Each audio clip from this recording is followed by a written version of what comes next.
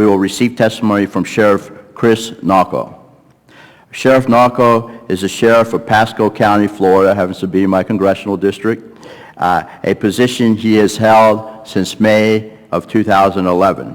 Prior to his appointment by Governor Scott, Sheriff Nocco served as a major and supervisor of the Pasco County's Sheriff's Office Joint Operations Bureau. Sheriff Nocco has also served as the Chief of Staff of the Florida Highway Patrol and as the Deputy Chief of Staff to then Speaker, now U.S. Senator, but Speaker of the Florida House prior to that, and now U.S. Senator Marco Rubio. Sheriff Nocco has also served as a member of the Philadelphia Public School Police, the Broward County Sheriff's Office, and the Fairfax County, Virginia Police Department. During his service in Fairfax, Sheriff Nocco responded to the September 11th attacks and the anthrax attacks. Sheriff Nocco received his bachelor's degree in criminal justice and his master's of public administration from the University of Delaware. Thank you. Chairman Bilirakis, Ranking Member Richardson, committee members, thank you for your time. On behalf of the Pasco Sheriff's Office and the citizens of Pasco, Florida, I would like to thank Chairman Bilirakis for the invitation to testify today on the needs and countermeasures for first responders to a CBRN attack. Although some may not believe that this is a clear or present threat to our community, those of us who are on the front lines of law enforcement truly understand the gravity of the risk. Pasco County encompasses 745 square miles and has an estimated population of 480,000. This does not include our seasonal residents. Pasco is in the heart of the Tampa Bay region, in proximity to the city of Tampa and the coastline along the Gulf of Mexico. What I'm about to describe is not unfamiliar to many mid and large-sized agencies, but describes the Pasco Sheriff's Office. The consequences of a CBRN emergencies will stretch our response and recovery capabilities. No matter the nature of the severity of a CBRN event, it will be the local first responders who will provide the initial operational response and oversee crisis management. The Pasco Sheriff's Office is the primary provider of law enforcement services to 89% of the county, provides specialized services and mutual aid to the 4 incorporated citizens. We are the first responders and at the forefront of this issue. The state of Florida established regional teams to respond to CBRN incidents. When these teams were selected, our Sheriff's Office was not designated as part of a regional team. If a large-scale CBRN incident was to occur in Pasco County, we would be forced to rely upon regional, state, and federal specialists for their response components to assist with disaster management, investigation, and to provide a sufficient level of emergency response. Special advice and resources would also be required as part of the recovery management phase, including the provision of long-term health monitoring, psychological support, building and environmental decontamination, reestablishing public confidence, and supporting a return to normality.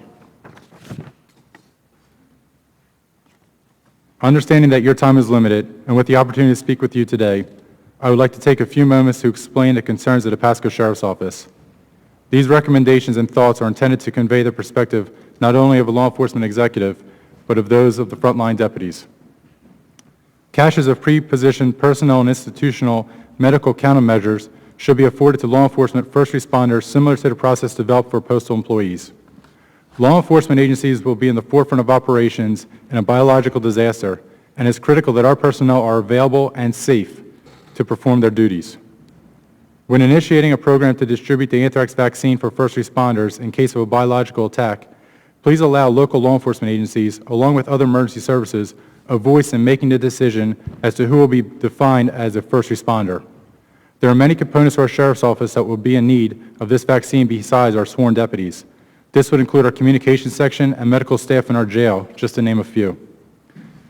There are other services in our local government that would fully support our operations, and if they do not enter a hot zone to support us because they are not properly vaccinated, our capabilities would suffer tremendously. Local law enforcement agencies deserve a seat at the decision table when defining the term first responder because we are the immediate boots on the grounds in any situation. As we are discussing countermeasures, we need to mention CBRN protective suits. Although every law enforcement officer should have a protective suit, but does not at this time, we should immediately ensure that our special operation units have them. SWAT and CERT teams across the country should be the first provided with protective suits and equipment to respond to a CBRN attack. We often think a CBRN attack will be a large-scale disaster affecting a large metropolitan area.